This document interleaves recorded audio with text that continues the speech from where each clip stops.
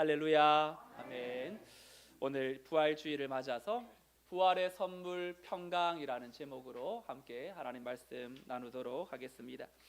2차 세계대전이 끝나고 29년이 지났지만 전쟁이 끝난 줄 모르고 필리핀 정글에서 29년을 지냈던 일본군 장교 오노다 히로라는 사람을 여러분 들어보셨는지 모르겠습니다. 2차 세계대전의 전선 중 하나였던 이 태평양 전쟁에서 미국과 일본은 오랜 항복을 두고 전쟁을 이어나가는 중에 이 오노다 히로라는 이 장교가 태평양 전쟁 막바지인 1944년 12월 필리핀 마닐라 근처의 작은 섬 루방 섬에 이제 파견이 되었습니다. 그의 나이 21살, 참 젊은 나이죠. 루방에 상륙한 이 오노다 히로 장교가 250명의 미훈련된 군인들, 훈련을 제대로 받지 못한 이 군인을 이끄는 지휘관이 되었는데, 그의 직속 상관이었던 사단장 요코야마 시즈오가 이 루방 섬을 이 오노다 히로에게 맡기면서 말합니다. 전멸되어도 절대 항복하지 말고 끝까지 버텨라. 자결도 허락하지 않는다. 몇 년이 걸리더라도 버텨라. 반드시 데리러 오겠다. 병사가 한 명이 남아도 야자수 열매라도 따먹으며 끝까지 버텨라. 이런 명령을 내리고 그 섬을 맡기고 이제 떠나요.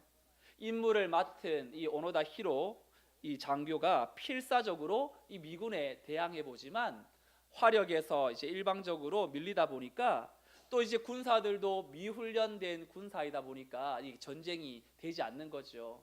그래서 1차 전쟁을 통해서 첫 전투에서만 무려 207명이 전사를 하고 나머지 43명이 이 산속으로 뿔뿔이 흩어져 각각 유격전을 개시합니다.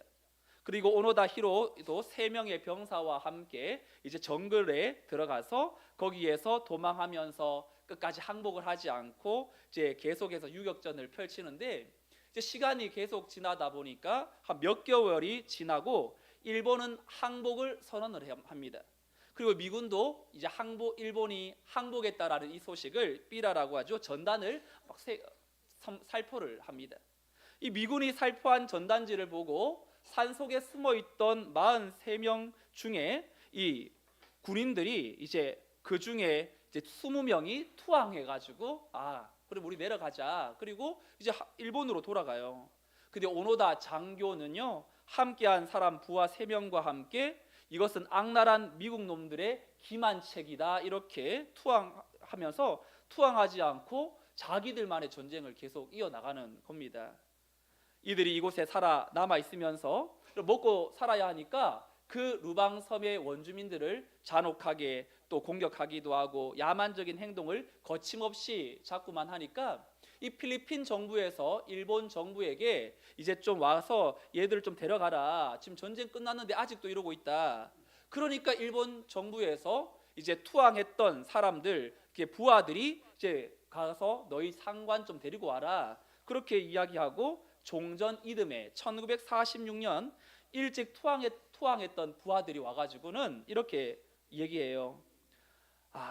전쟁이 끝났습니다. 일본은 1945년에 이미 항복했습니다. 이제 이렇게 막 이게 이야기를 숲에서 나오라고 그렇게 얘기를 했지만, 이 오노다 히로 장교는요, 그것 또한 미군이 우리의 항복을 받아내려는 계략으로 여겼고요, 거기에서 나오질 않는 거예요.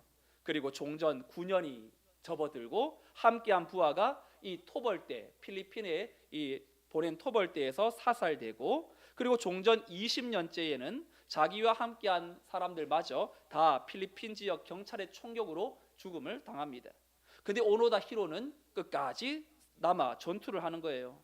그러자 종전 30년이 지나고 이 일본인 탐험가 스즈키 노리오라는 사람이 1974년도에 이 이야기를 듣고는요, 이 장교를 설득시키려고 그 필리핀 정글에 들어가요.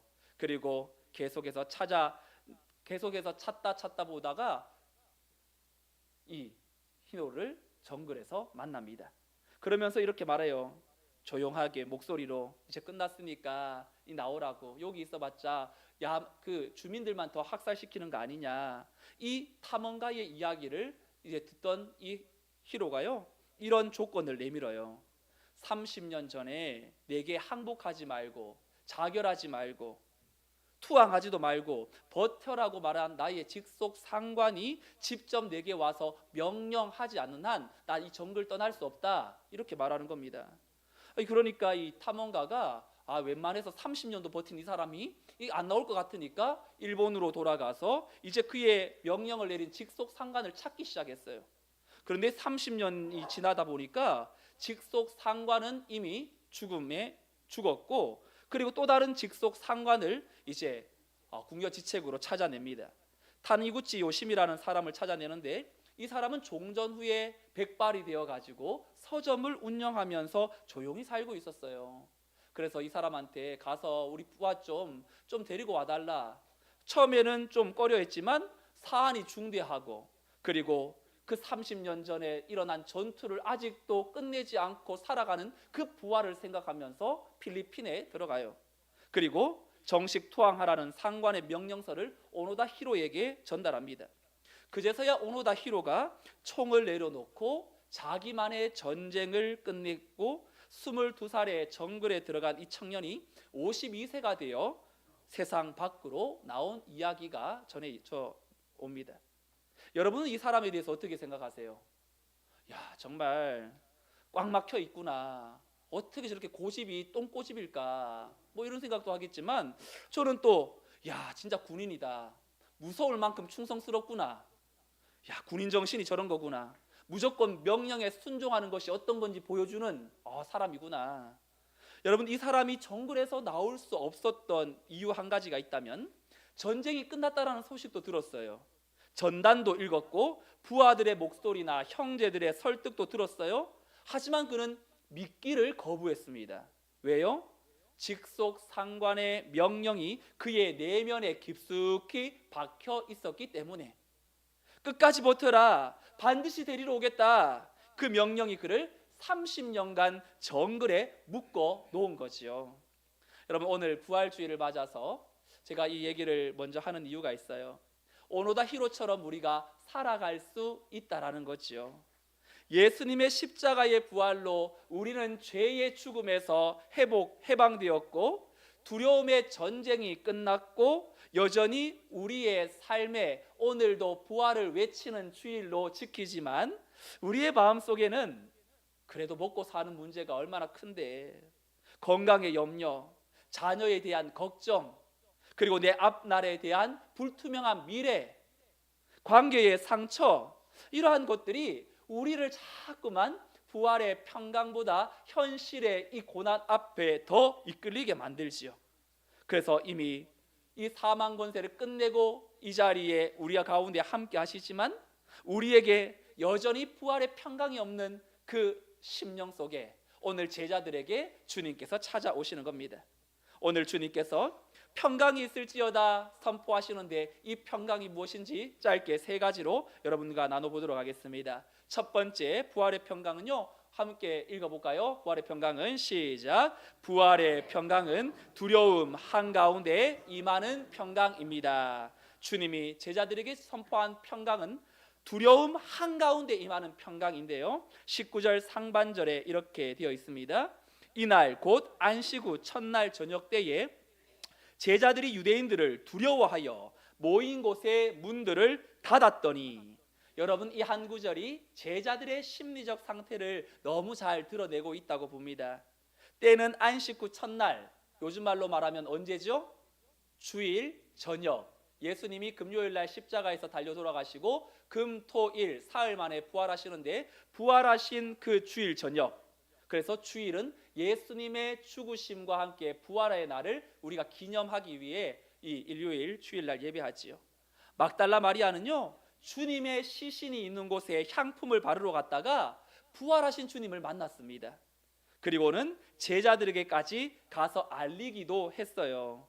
우리 읽지 않았지만 20장 앞장 18절에 보면 이렇게 기록되어 있죠. 함께 읽어볼까요? 시작. 막달라 마리아가 가서 제자들에게 내가 주를 보았다 하고 또 주께서 자기에게 이렇게 말씀하셨다 이르니라. 그럼에도 불구하고 제자들은 어떻게 하고 있습니까? 문을 닫고 있어요. 두려움 때문에. 어떤 두려움입니까? 유대인들을 두려워하여라고 되어 있어요. 불과 사흘 전에 유대인들이 우리의 스승 예수님을 십자가에 못 박아 죽였어요. 스승이 죽었다면 이 불똥이 이제 제자들에게도 튈 수 있는 그런 압박이, 공포가 엄습할 수 있죠. 그리고 이 제자들 마음에는 예수님 십자가 달릴 때 뭐 했나요?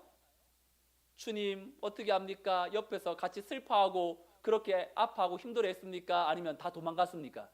다 도망갔지요. 베드로는 3번이나 주님 부인하고 다른 제자들은 흩어져서 끝까지 이 오노다 히로처럼 충성하지 못했어요. 그러니 빈무덤 소식을 들었다고 해도 이 제자들의 마음은 무슨 면목으로, 내가 그 자리에 지키지도 못하고 배신했는데 무슨 면목으로 주님을 뵐 수 있을까? 수치심, 죄책감, 또 두려움, 이런 것들이 뒤섞여서 문을 닫고 외부로부터 자신을 차단하고 관계를 닫고 가능성을 닫고 미래를 닫아버렸어요. 그런데 놀라운 일이 벌어지죠. 19절 하반절에 예수께서 오사 가운데 서서, 지금 문이 닫혀 있는데도 예수님이 오셨어요. 더 정확하게 말하면 문이 닫혀 있으니까 예수님이 직접 오셔야 했지요. 부활하신 주님의 몸이 시공간의 제약을 받지 않습니다. 이건 단순히 신비한 현상을 말하는 것이 아니라 신학적 선언이에요. 부활하신 주님은 우리가 만들어 놓은 어떤 장벽도, 어떤 두려움도, 어떤 절망도, 어떤 죄책감도 그 앞에 장애물이 될 수 없다라는 선언이 주님이 그 닫힌 문을 뚫고 들어왔다라는 것에서 우리는 발견하지요. 예수님은요, 우리의 그 두려움을 비웃거나 꾸짖거나 무시하지 않으세요.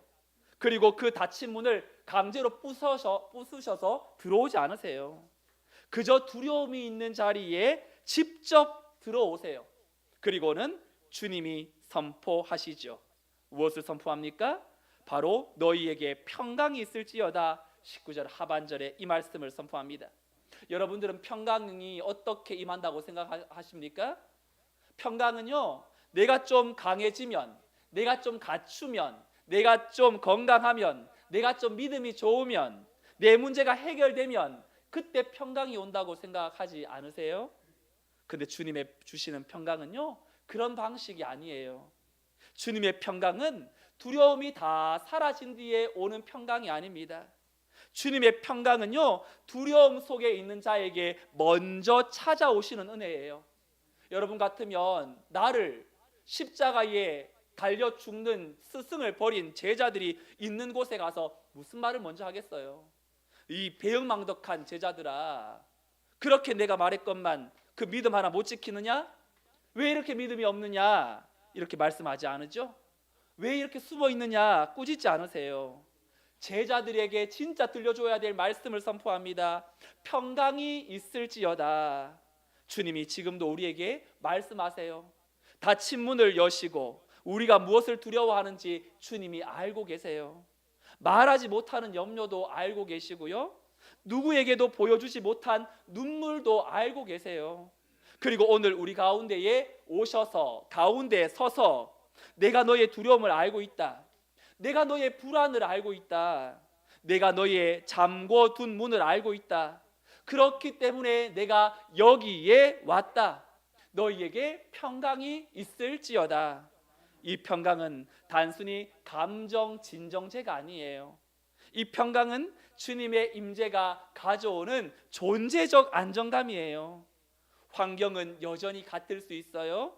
문 밖의 위협도 여전할 수 있고, 그래도 평강이 임하는 이유는 상황이 바뀌어서가 아니라 주님이 우리 안에 오셨기 때문입니다.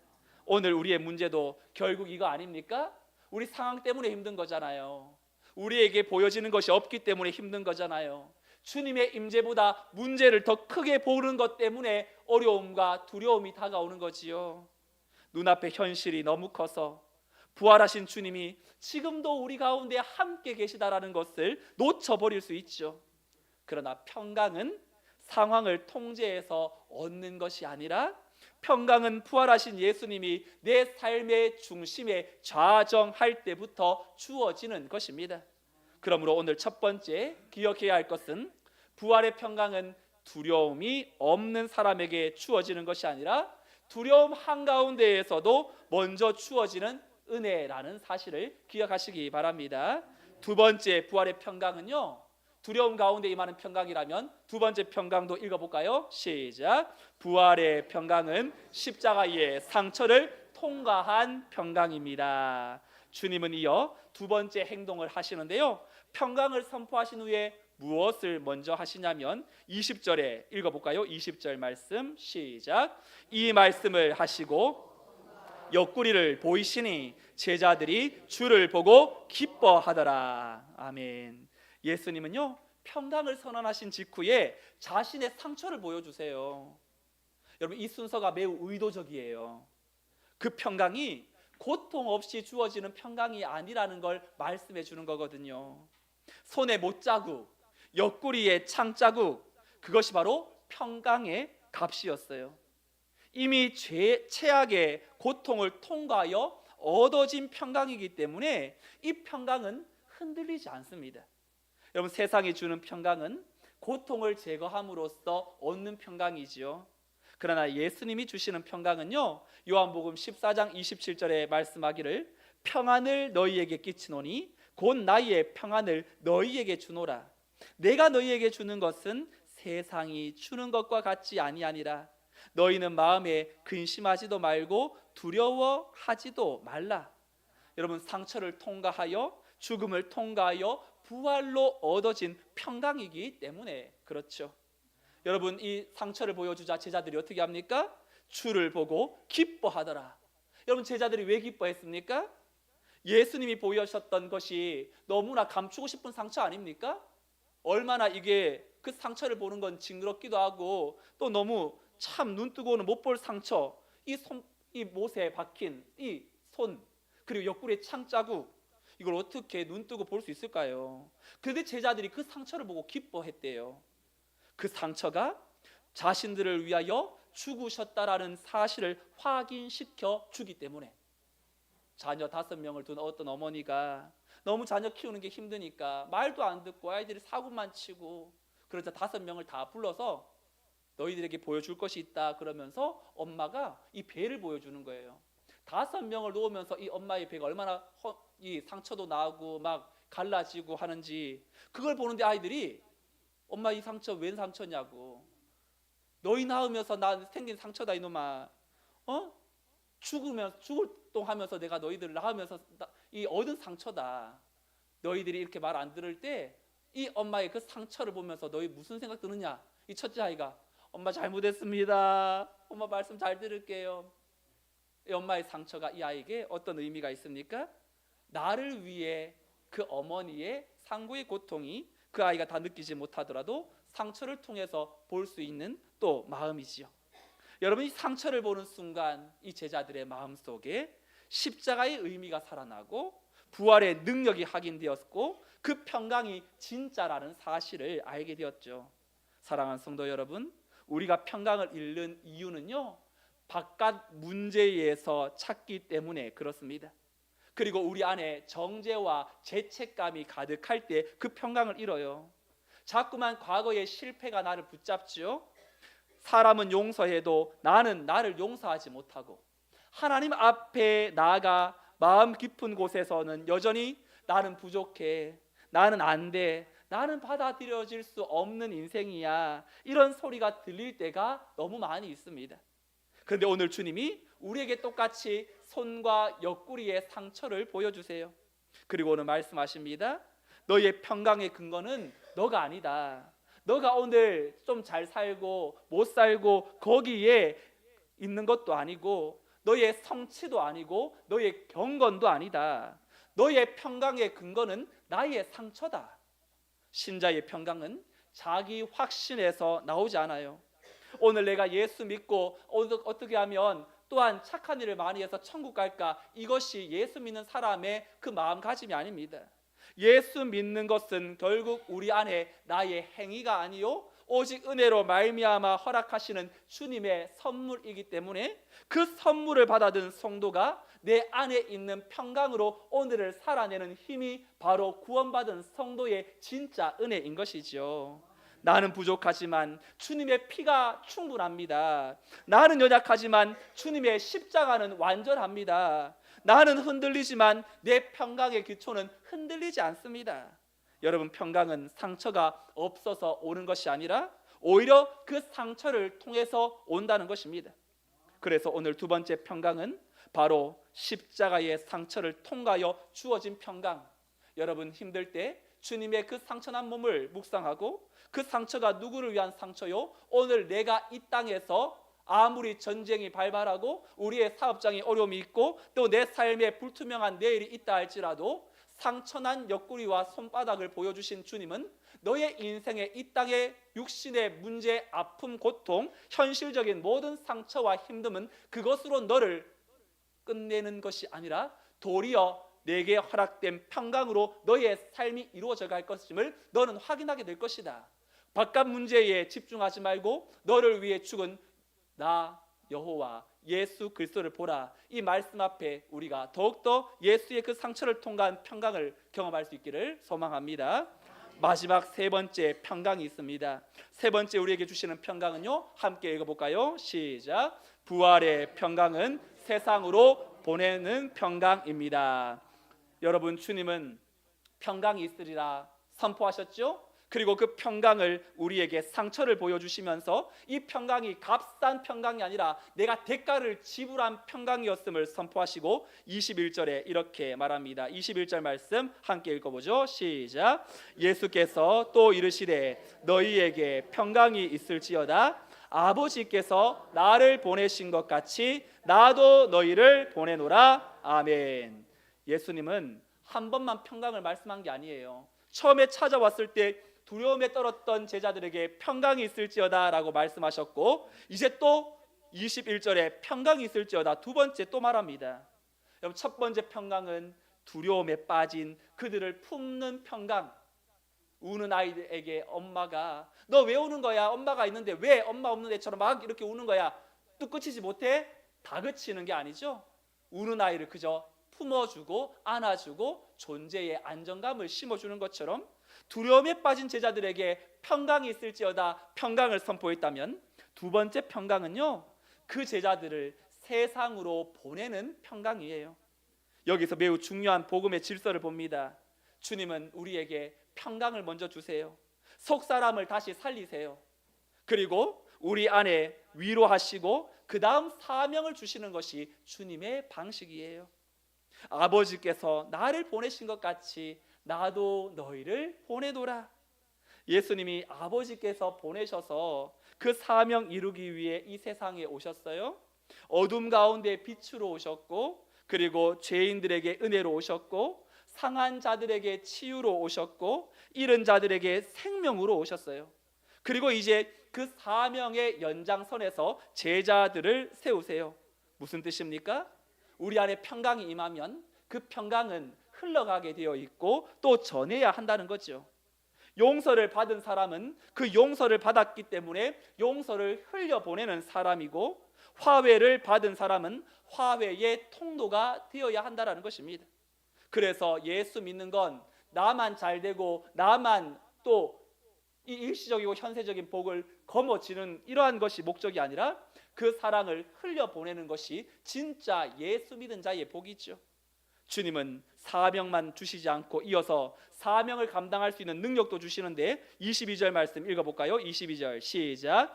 이 말씀을 하시고 그들을 향하여 숨을 내쉬며 이르시되 성령을 받으라.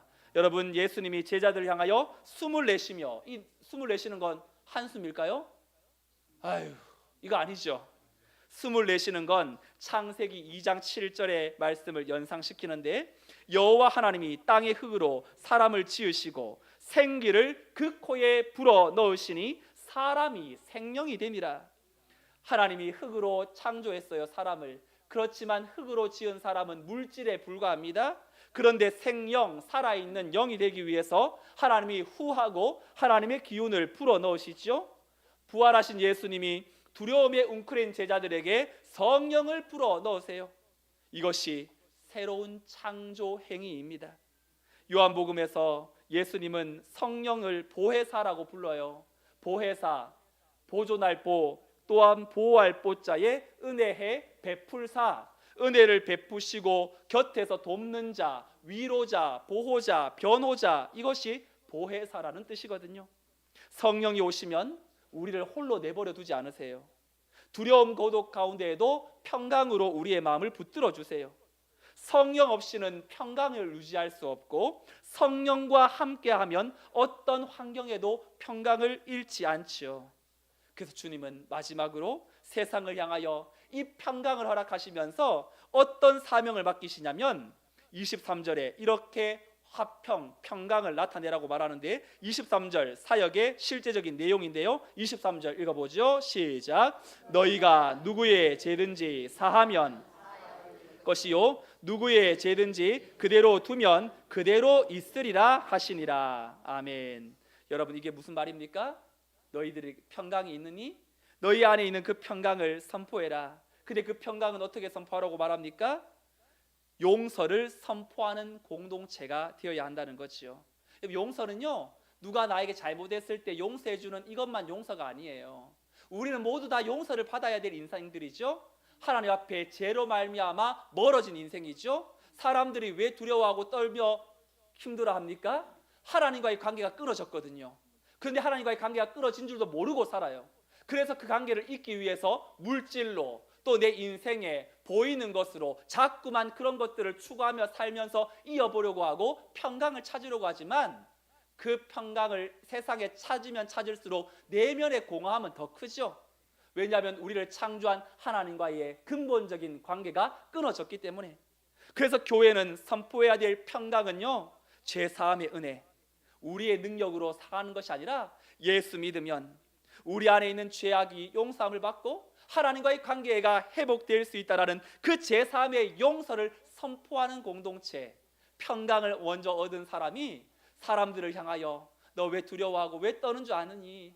너의 창조주 하나님을 만나지 못했기 때문이야. 너 왜 이렇게 정정긍긍하며 살아가는 줄 아니? 너를 창조한 하나님을 만나지 못했기 때문이야.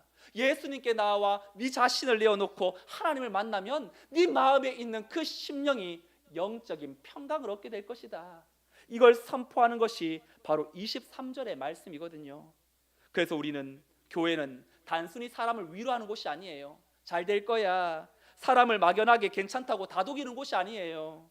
교회는 죄를 직면하게 하고 십자가로 인도하고 회개하게 하고 그리스도 안에 제3의 확신을 주는 공동체가 교회인 것입니다. 그리고 우리 모두에게 오늘 이 말씀은 기분 전환이 아니라 진정한 상황 개선만이 아니라 우리가 하나님과의 화목을 누리는 것이, 하나님의 그 평강이 우리에게 있는 것이, 우리에게 이 땅의 전쟁의 소문으로 계속되는 이 상황 속에서도 우리가 붙들어야 될 진짜 선물인 거지요. 말씀을 정리하며 제가 설교 서두에 이야기했던 그 오노다 히로, 이 사람이요, 일본에 돌아와서 어떻게 살았을까요?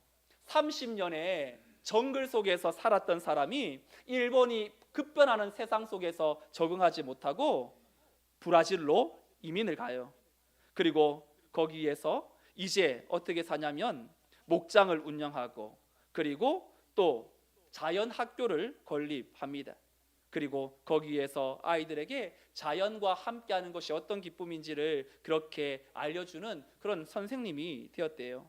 그리고는 이제 자기가 노년에 이르를 때는 30년간 총을 겨누며 피해를 입혔던 필리핀 루방 섬의 주민들을 찾아가 사죄의 마음을 담아서 현지 학교에 1만 달러를 기부했다고 합니다.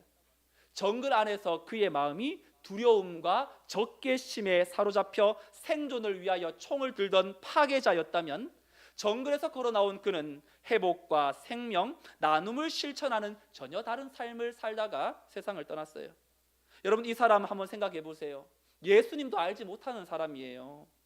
그런데도 전쟁이 끝났다라는 육신의 상관이 내린 명령 그 한마디에 30년의 닫힌 문을 열고 나와서 이토록 철저히 변화된 삶, 생명을 가르치고 자신의 빚을 갚는 헌신의 삶을 살았다면, 이와 비교할 수 없는 죽음의 권세를 깨뜨리시고 부활하신 만물의 주권자께서 친히 우리 가운데 찾아오셔서 너희에게 평강이 있을지어다 선포하신 음성을 들은 성도의 삶은 어떠해야겠습니까?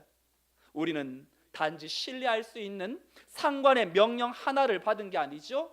하늘과 땅의 모든 권세를 가지신 분, 죄와 죽음의 권세를 이기고 부활하여 주님이 친히 오셔서 우리에게 평강을 허락해 주셨으니, 또 그 상처를 우리에게 보여주셨으니, 그 숨을 성령을 우리에게 부어 넣어 주셨으니, 그 성령으로 말미암아 오늘 내 삶은 하나님 없다고 여기며 살아서는 안 되죠.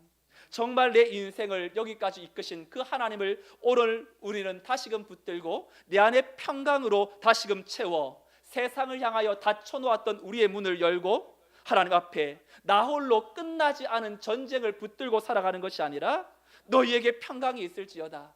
무엇으로 평강을 잃어버리고 살고 있느냐? 우리를 묶고 있던 두려움의 정글에서 당당히 걸어나와 주님이 불어넣으시는 성령의 그 은혜를 우리의 심령 속에 다시금 채워 이 땅 가운데에 진짜 부활의 사명, 예수 만나고 우리 안에 평강이 또한 다른 이들에게도 아름답게 흘려내보내는 믿음의 평강의 성도들이 다 되시기를 주님의 이름으로 축원드립니다. 아멘. 함께 찬송가 149장 1절 2절 함께 찬송하면서 성찬 예식을 준비하도록 하겠습니다.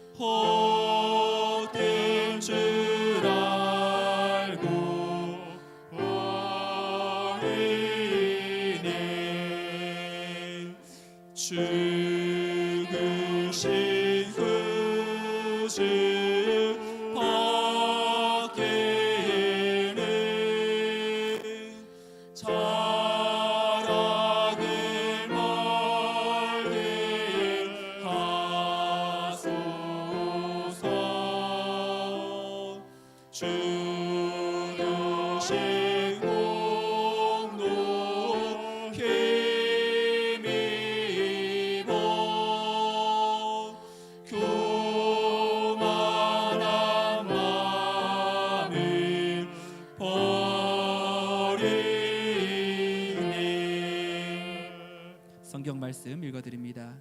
고린도전서 11장 23절로 29절입니다. 내가 너희에게 전한 것은 주께 받은 것이니 곧 주 예수께서 잡히시던 밤에 떡을 가지사 축사하시고 떼어 이르시되 이것은 너희를 위하는 내 몸이니 이것을 행하여 나를 기념하라 하시고 식후에 또한 그와 같이 잔을 가지시고 이르시되 이 잔은 내 피로 세운 새 언약이니 이것을 행하여 마실 때마다 나를 기념하라 하셨으니 너희가 이 떡을 먹으며 이 잔을 마실 때마다 주의 죽으심을 그가 오실 때까지 전하는 것이니라. 그러므로 누구든지 주의 떡이나 잔을 합당하지 않게 먹고 마시는 자는 주의 몸과 피에 대하여 죄를 짓는 것이니라.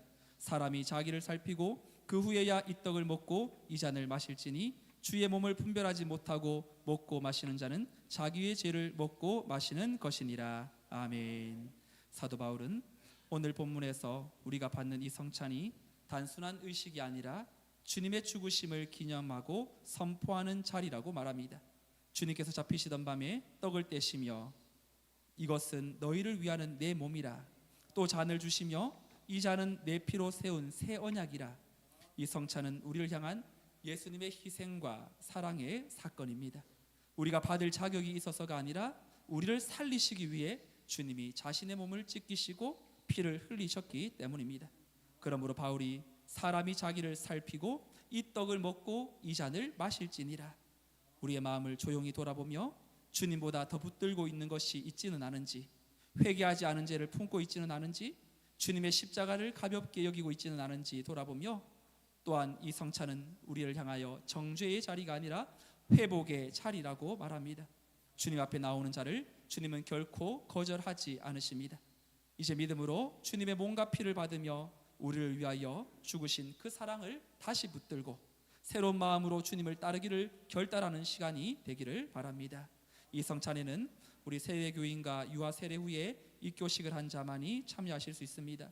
혹 세례를 받지 못하신 분들은 예수 그리스도의 그 은혜를 묵상하고 또 함께 기도로 동참해 주시기를 바랍니다. 분병하도록 하겠습니다.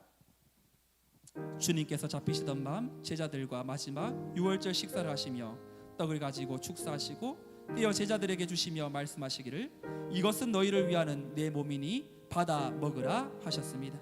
이 떡을 받는 것은 예수님께서 그의 몸으로 우리의 죄값을 대신 치르시고 우리를 구원하셨다라는 믿음을 고백하는 행위입니다. 이 시간 분병을 위하여 기도하겠습니다. 하나님, 죄와 죽음과 절망 가운데 빠져있던 저희들을 구원하여 주시고 존귀하신 그 아들을 허락해 주시니 감사합니다. 주님이 제정하시고 명하신 대로 성찬 예식을 행하며 주님을 기념하고자 합니다. 성령께서 이 자리에 오시고 예수 그리스도에 대한 확실한 믿음을 가지게 하시고 주님이 십자가 위에서 찢기신 살과 흘리신 피로 인하여 속죄와 구원을 확신하게 하시고 그리스도의 임재와 그를 통한 하나님의 은혜를 맛보게 하여 주옵소서. 예수님의 이름으로 기도드립니다. 아멘.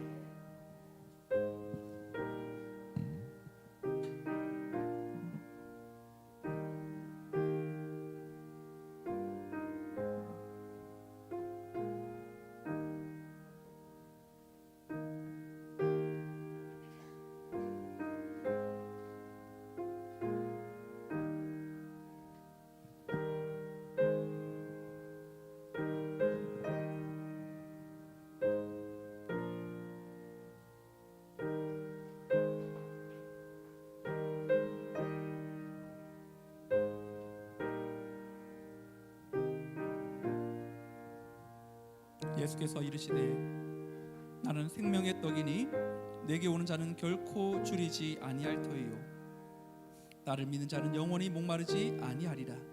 진실로 너희에게 이르노니 믿는 자는 영생을 가졌나니 내가 곧 생명의 떡이니라. 너희 조상들은 광야에서 만나를 먹었어도 죽었거니와 이는 하늘로서 내려오는 떡이니 사람으로 하여금 먹고 죽지 않게 하는 것이니라.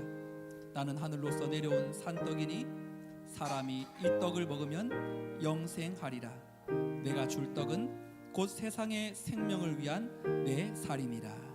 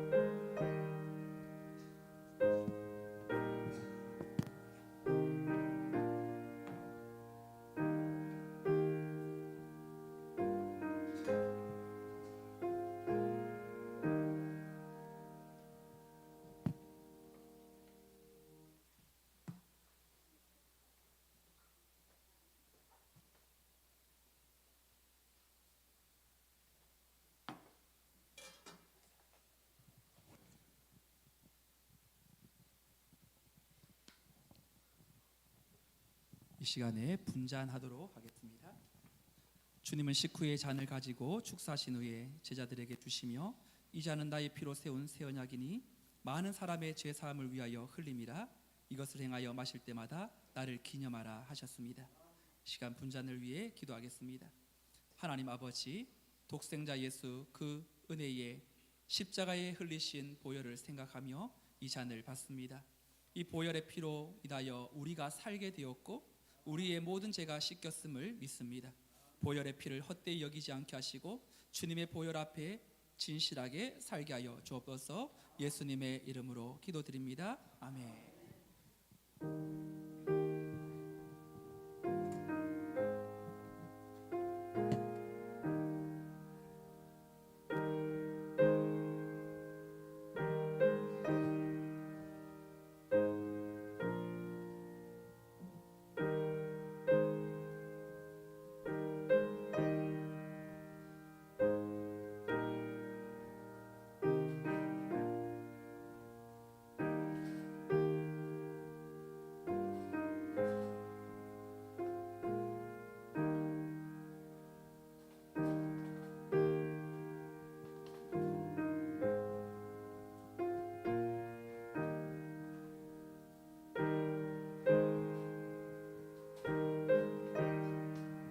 또 잔을 가지사 살해하시고 저희에게 주시며 가라사대 너희가 다 이것을 마시라.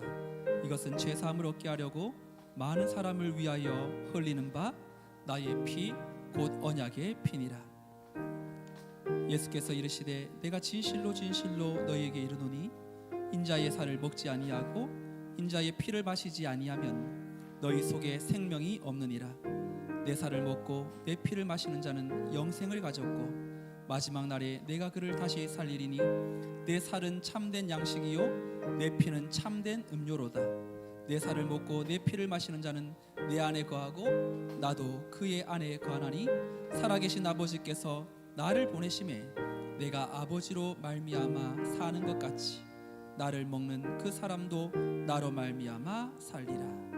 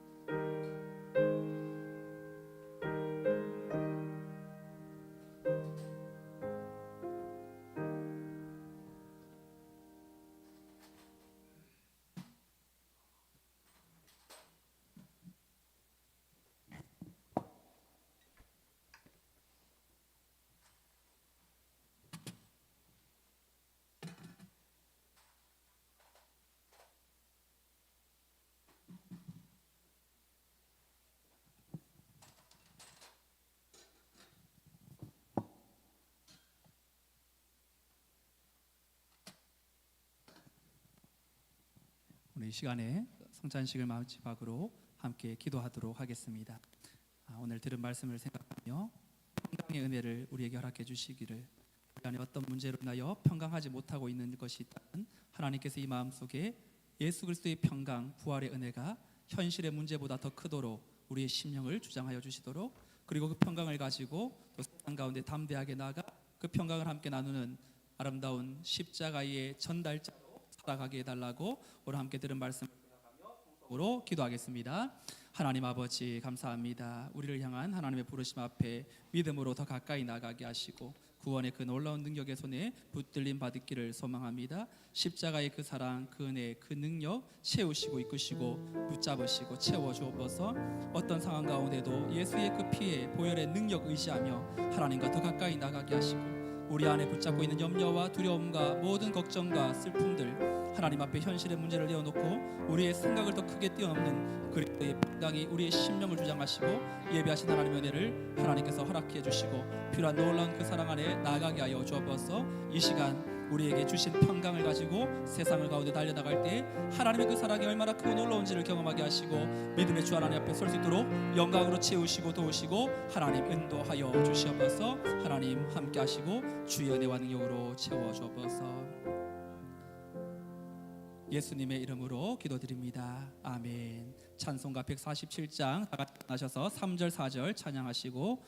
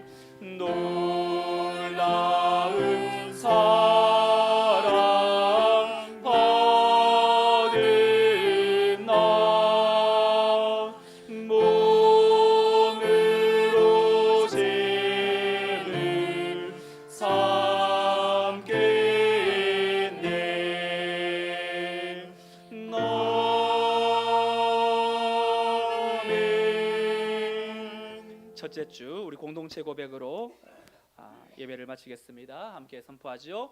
우리는 세상으로부터 부름받은 하나님의 백성입니다. 또한 세상으로 보냄받은 그리스도의 제자입니다. 하나님을 기쁘게 찬양하는 예배자가 됩시다. 배움을 통해 그리스도를 본받는 성숙한 성도가 됩시다. 한몸된 교제를 나누는 건강한 지체가 됩시다. 이웃을 열심히 구원하는 복음의 증인이 됩시다. 아낌없이 사랑을 실천하는 봉사자가 됩시다. 그리하여 우리 모두 하나님을 영화롭게 하는 성령 충만한 생명의 공동체가 됩시다. 아멘. 축도합니다. 이제는 우리 주 예수 그리스도의 은혜와 하나님 아버지의 그 크신 사랑과 성령님의 인도 보교통 충만 역사하심이 두려움 가운데 있는 자들에게 두려움 한가운데에도 평강을 선포하며 그 평강이 그 두려움의 모든 근원들을 깨어 부수고 다시금 문을 열고 세상을 향하여 그리스도의 사랑을 전파하도록 은혜 주시는 그 놀라운 사랑을 오늘도 내 안에 온전히 붙들고 믿음으로 나아가 나의 현실적인 문제 앞에 가로막혀 힘들어하는 것보다 나와 함께 하시는 그 소망의 주님을 붙들고 믿음으로 담대하게 이겨 승리하기를 다짐하는 모든 성도들의 삶과 저들의 가정과 자녀와 생업 위에 전쟁 한복판에 있는 저 땅에 부활의 주 예수 그리스도의 은혜와 능력과 은혜로 또한 사모하며 또한 하나님을 경외하며 하나님을 기다리는 믿음의 자녀들 위해 이제로부터 영원토록 함께 있을지어다. 아멘.